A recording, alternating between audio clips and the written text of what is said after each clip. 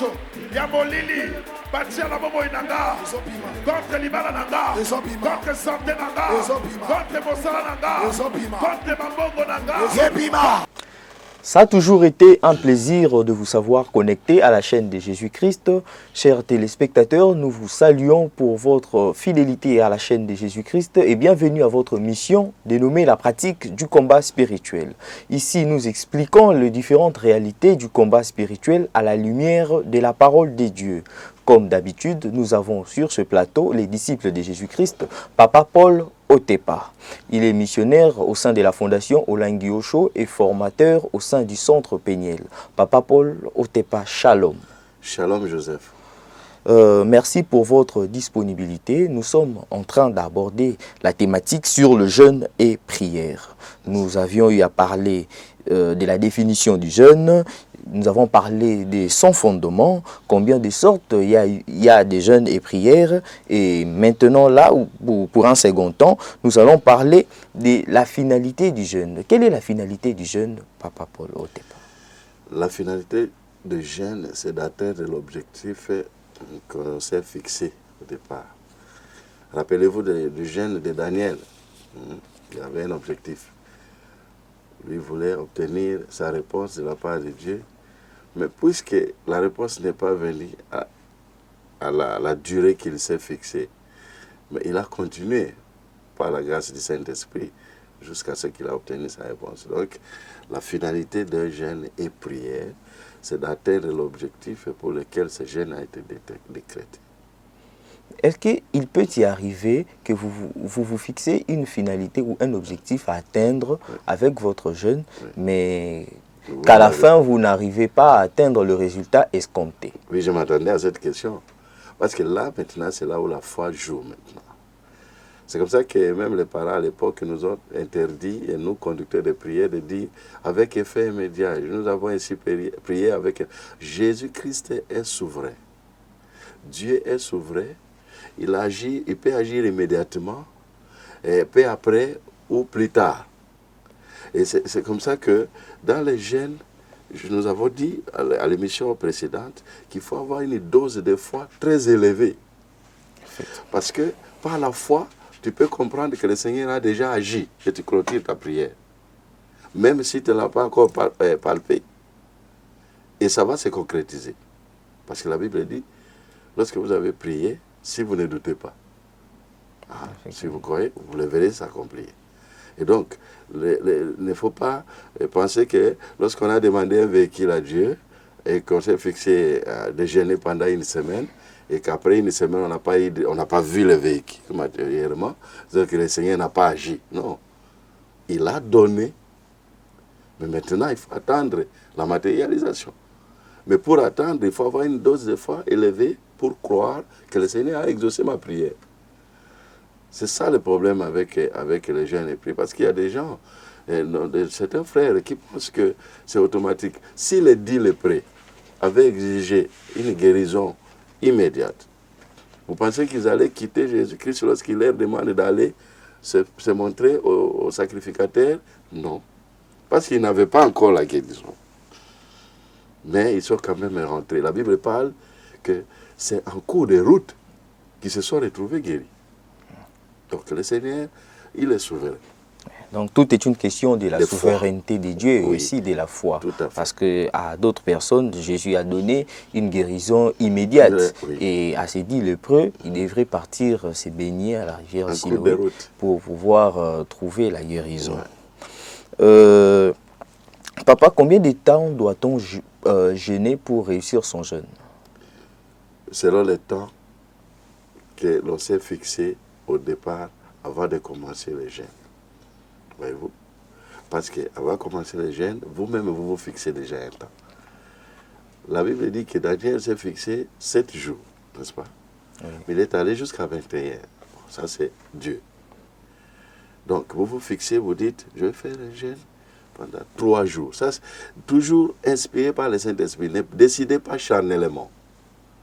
Si vous voulez prier, priez puis demandez à Dieu des instructions au départ. Comme ça, vous pouvez même écrire. Est-ce que les temps de jeûne influent sur l'exaucement d'une prière? Par exemple, une personne qui jeûne 10 jours sera beaucoup plus exaucée rapidement qu'une personne qui a jeûné pendant 3 jours. Non, pas Où il y du aura tout. une grande bénédiction par rapport à une personne qui a jeûné pendant 3 jours. Pas du tout. C'est maintenant l'engagement de la personne pendant le jeûne. Nous avons parlé à l'émission précédente qu'il faut respecter les instructions que le Seigneur vous a données pendant le jeûne. Il faut obéir. Il ne faut pas vous en détourner, sinon le jeûne échoue. Parce que Dieu, il est fidèle. Lorsque vous lui dites, Seigneur, je vais prier pendant 2 fois, 2 fois le jour, alors à telle et à telle heure, alors soyez là à cette heure-là. Parce que Dieu est fidèle. Lui, il vous attend à cette heure-là et il veut voir que vous priez à cette heure, comme vous êtes entendu.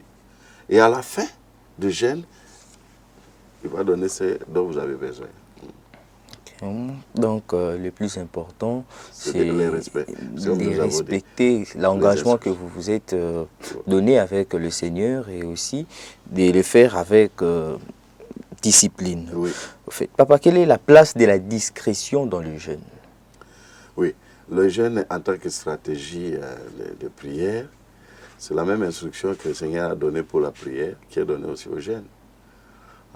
La discrétion, c'est quelque chose de très important pendant que vous vous jeûnez. Parce que le jeûne est toujours associé à la prière. Alors qu'à la prière, le Seigneur dit, lorsque vous voulez prier, vous entrez dans votre maison, dans votre chambre, et vous fermez. Ne soyez pas dehors comme les pharisiens, et le Dieu est là, votre Dieu qui voit dans les secrets, il vous verra là. Voyez-vous?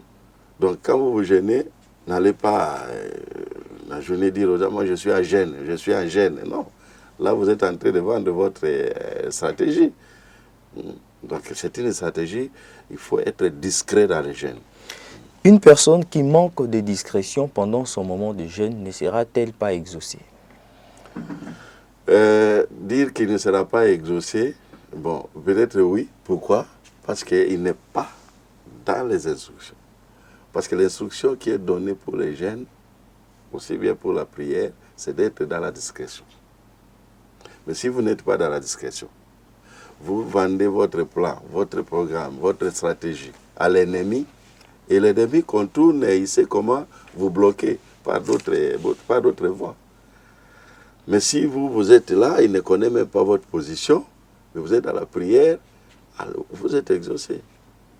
Donc, lorsqu'on jeûne, un peu comme pour la prière, il ne faut pas rendre public son jeûne, il faut le faire de manière secrète et notre Dieu, le Père, qui voit dans le secret, va nous exaucer. Oui, mais c'est comme quand vous faites un service secret. Vous êtes un agent de service secret, vous dites à tout le monde, je suis l'agent de service secret, je suis... Bon, maintenant, c'est tout le monde, il ne va pas faire quoi que ce soit quand vous êtes là. Comment vous aurez l'information? Donc, il faut être discret et Dieu seul sait que vous lui appartenez, que vous êtes avec lui. C'est ça qui est important. Papa, qui peut jeûner et à quel moment exactement doit-on jeûner? Qui peut jeûner, c'est tous les enfants de Dieu, tous les chrétiens. Tout chrétien doit jeûner. Parce qu'à partir du moment où on accepte Christ, on est déjà face à une adversité. La Bible dit que votre adversaire, le diable, rôde comme un lion rugissant cherchant qui dévore. Donc, face à une adversité, vous devez chercher le recours, le secours de Dieu. Et le secours de Dieu, c'est dans la prière. Et dans la prière associée au jeûne, la prière devient beaucoup plus efficace. Parce que votre esprit est puissant. Comme nous l'avons dit dans les émissions précédentes, que quand on jeûne, on s'approche de plus en plus de Dieu. Et l'esprit de l'homme est renforcé en puissance par le Saint-Esprit. On s'identifie à Dieu. On a même la possibilité d'entrer dans les lieux très saints et parler avec le Seigneur. Voyez-vous? Donc le jeûne est très important quand il est associé à la prière. Tout le monde, tout chrétien peut jeûner. Mais papa, est-ce qu'un étudiant chrétien en période de session, est-ce qu'il peut jeûner? Oui. Déjà, il est en période de session. C'est qu'il est face à une situation difficile pour lui. Il a besoin d'intelligence, il a besoin de sagesse, il a besoin des conditions nécessaires pour réussir sa session. Et il n'y a que Dieu qui peut lui donner tout cela?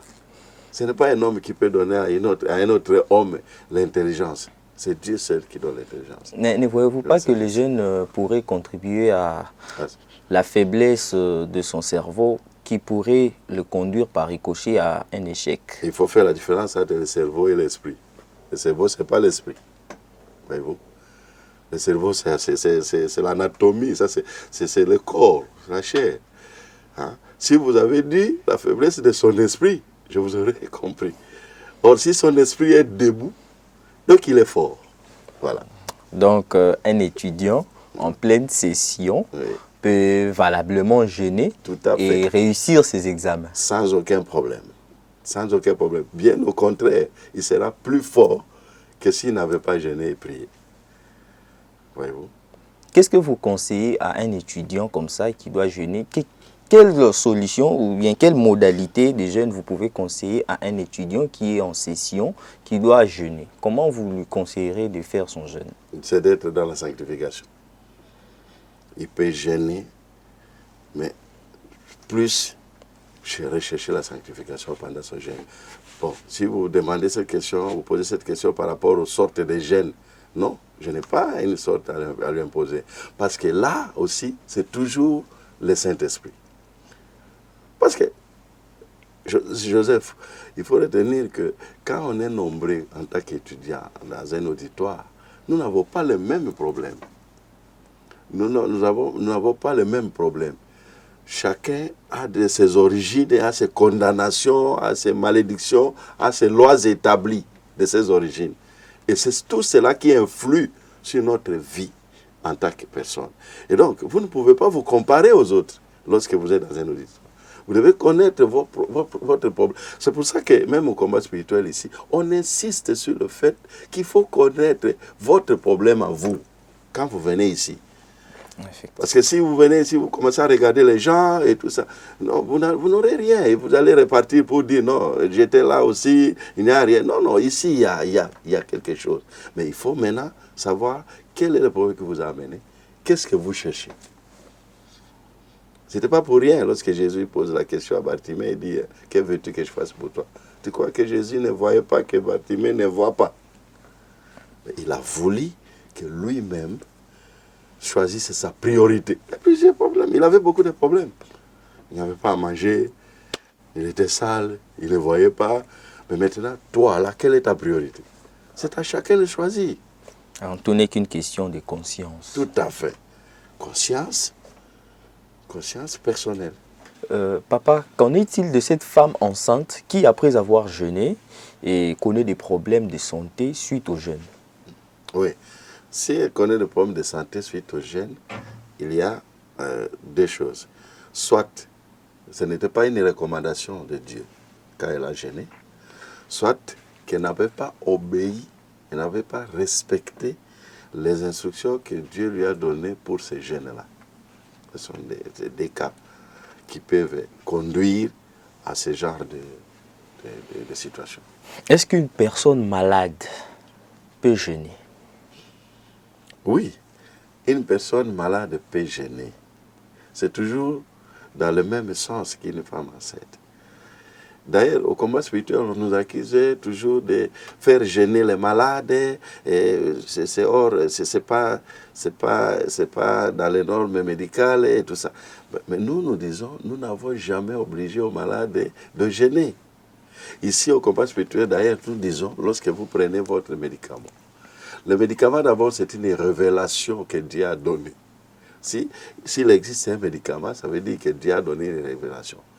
Et le royaume des possibilités, dans sa phase originale, c'est une réunion spirituelle qui réunit tous ceux qui ont des maladies qui ont été déclarées incurables par la médecine du monde. C'est comme ça qu'on définit. Bon, maintenant, on peut trouver tous les malades là-bas, même ceux qui ont la malaria. Alors, c'est pas normal. Parce que la malaria, il y a déjà un médicament. C'est-à-dire que Dieu a déjà donné la révélation. Parce que allez acheter le médicament, rendez grâce à Dieu et prenez le médicament. Parce qu'au finish, aucun médicament n'a la capacité de guérir une maladie s'il ne reçoit pas de Dieu cette capacité. Aucun médicament. C'est pour ça que nous disons, lorsqu'il prend un médicament, il rend grâce à Dieu et il prend son médicament. Bon, quant au jeûne, c'est la même chose, comme j'ai répondu pour la femme enceinte. Un malade qui est là, il connaît la gravité de son problème et Dieu lui instruit de jeûner. Ce n'est pas nous. Il jeûne pour sa guérison et il ne mourra pas pour ça parce que c'est Dieu qui lui a demandé de jeûner. Et pour ça, il n'y a même pas une modalité de jeûne spéciale à soumettre à ce genre de personnes. Non, officiellement, nous avons toujours demandé aux malades de s'en tenir aux instructions des médecins, de leurs médecins. Mais quand vous venez, vous devez savoir que c'est Jésus-Christ qui donne la bonne santé. C'est ça la parole de Dieu. Nous n'avons jamais demandé aux malades de jeter les médicaments et de commencer seulement à prier. Non. C'est lui-même maintenant, par le Saint-Esprit. Le Saint-Esprit peut lui demander d'arrêter les médicaments. Par exemple, un malade en Afrique du Sud, il a témoigné dans l'émission de CVV Guérison miraculeuse. Il a dit, moi j'étais là, je faisais des prières, et il a dit, le jour où nous avons prêché sur crois seulement, et tu seras sauvé, toi et ta famille. Lui, il prenait toujours, chaque jour, les médicaments. Quand vous suivez l'émission de CVV sur la guérison miraculeuse, malheureusement, ça fait un peu longtemps qu'on a passé cette émission, et vous allez voir cette personne qui témoigne avec un sachet de médicaments. Il a abandonné lui-même comme ça. Il n'est pas mort pour autant. C'est sur l'instruction de Dieu. Personne ne lui a demandé d'arrêter. Donc, toujours dans la même logique, papa, est-ce qu'il y a un âge bien déterminé pour jeûner? Est-ce qu'un petit enfant ou une personne de 3e âge, par exemple, peut jeûner? Si oui, comment? Non, mais parce que pour Dieu, en réalité, dans l'homme, c'est l'esprit. Or, l'esprit n'a pas d'âge. Voyez-vous? Donc, il n'y a pas un âge pour Dieu, pour jeûner. Oui. Le problème ici, c'est que nous, dans les jeûnes, les gens voient plus le corps. C'est pas le corps. D'abord, le fondement spirituel du jeûne, c'est d'abord... j'allais dire, c'est spirituel. Le jeûne est essentiellement spirituel. Donc, ce n'est pas charnel. Même quand vous prenez la décision d'arrêter avec le foufou, arrêter avec ceci, il faut d'abord que l'esprit décide. Voyez-vous? Donc, il n'y a pas un âge bien déterminé. Il n'y a pas d'âge parce que pour Dieu, en réalité, dans l'homme, c'est l'esprit et l'esprit de l'homme n'a pas d'âge.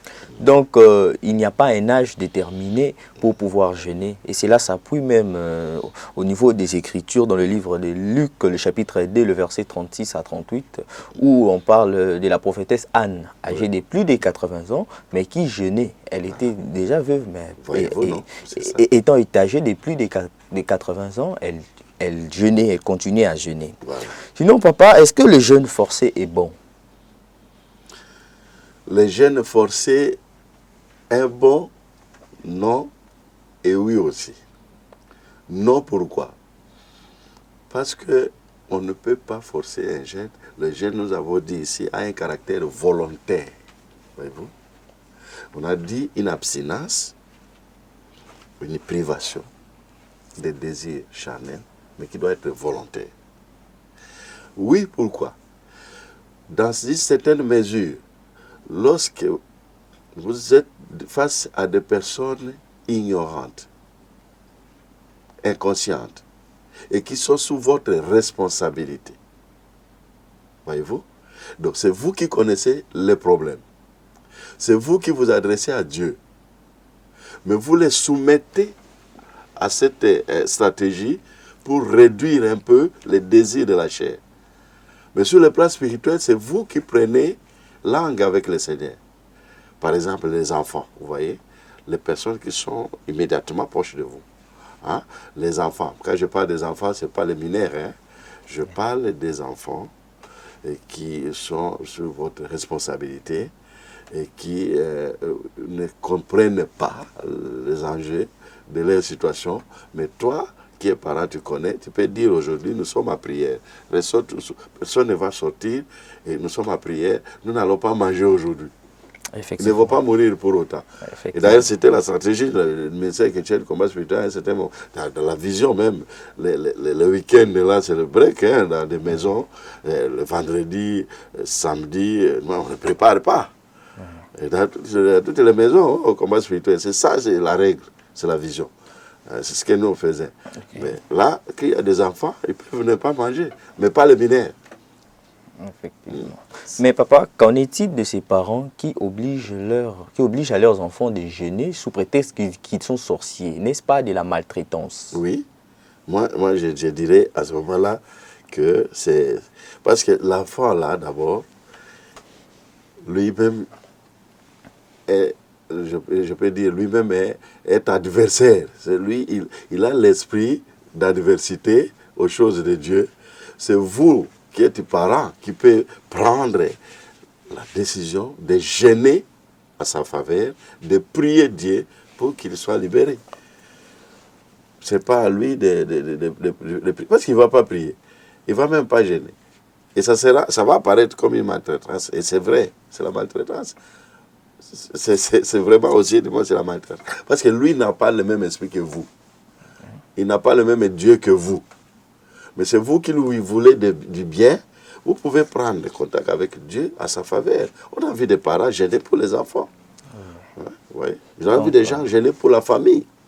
Voyez-vous? Et la famille était délivrée. Les enfants sont délivrés par la prière de leurs parents. La Bible dit, si une personne a une femme qui non croyante, qui ne l'abandonne pas. Si une femme a un mari non croyant, qui ne l'abandonne pas. Parce que le mari non croyant sera sauvé par la prière de sa femme. Effectivement. Et la femme non croyante sera sauvée par la prière de son mari. Et même les enfants aussi. Vous voyez, les enfants qui n'ont pas prié. Papa, vous êtes chef de famille dans une maison et dans votre maison, vous recevez par exemple votre beau-père ou votre beau-frère et que vous devez décréter un jeûne dans votre maison, sachant qu'il ne prie pas avec vous. Comment vous faites ça? Non, vous ne l'obligez pas à jeûner. Lui, il va manger, vous priez. Ça n'enlève rien. Okay. Il n'a pas reçu la même instruction que vous. Vous n'avez pas le même Dieu déjà. Mais vous priez et le Seigneur va faire en sorte qu'il suive votre Dieu. Et il y a quand même de ses disciples qui disent que moi et ma maison, nous servirons l'Éternel. Donc une fois que le jeûne est décrété chez eux à la maison, ils se disent que c'est tout le monde qui sont là, qui doivent obligatoirement. Cela n'était pas un slogan vain. Ça ne peut pas être comme un slogan vain. Parce qu'on ne peut pas prendre un verset de la Bible et dire « Moi et ma maison, nous servirons l'Éternel ». Est-ce que vous et votre maison, réellement, vous servez l'Éternel? Non. Ça, c'est un verset biblique qui explique une réalité que les chrétiens, les vrais chrétiens, doivent suivre. Ils doivent suivre. Parce que dire, moi et ma maison, nous servirons l'Éternel et commencer à sanctionner les gens dans la maison, ça c'est une maltraitance, comme nous l'avons dit.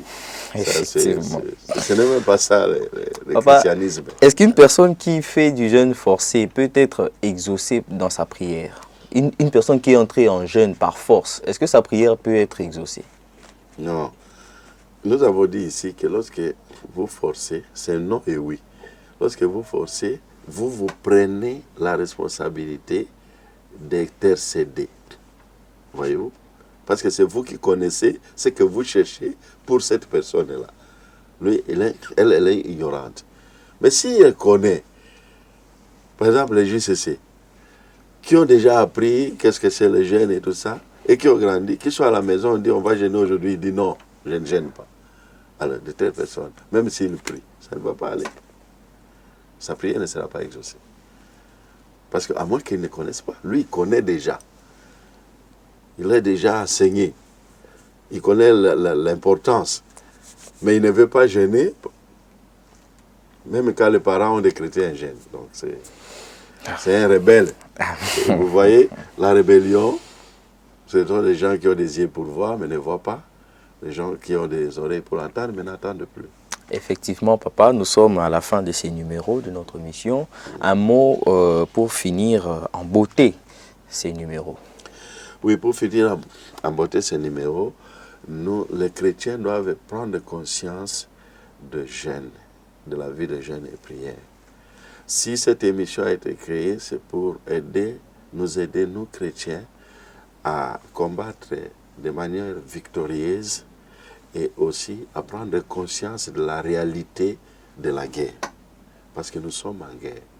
En tant Effectivement. que chrétiens. Et tout en étant en guerre, toutes les stratégies qui peuvent nous amener à la victoire doivent être appliquées. C'est ce que je peux conseiller à tous les chrétiens. Amen. Et les jeunes étant une stratégie, il faut l'appliquer. Amen. Merci beaucoup, papa, pour votre disponibilité. Tout est bien qui finit bien, chers téléspectateurs. Nous vous remercions énormément pour votre attention combien soutenue et votre fidélité à la chaîne de Jésus-Christ et à votre émission dénommée La pratique du combat spirituel. Aujourd'hui, toujours dans le cadre de notre thématique sur le jeûne et prière, nous avons parlé de la finalité du jeûne, mais aussi nous avons dit à dire si le jeûne forcé pourrait aboutir ou pas. Et d'un côté, nous avons eu aussi à parler de la place de la discrétion. Et aussi, nous avons eu à parler d'une personne qui peut ou n'est pas jeûner. Vous aviez été nombreux à nous suivre. Continuez et restez fidèles à la chaîne de Jésus-Christ. Nous vous fixons un rendez-vous pour un prochain numéro. Que le Seigneur vous bénisse.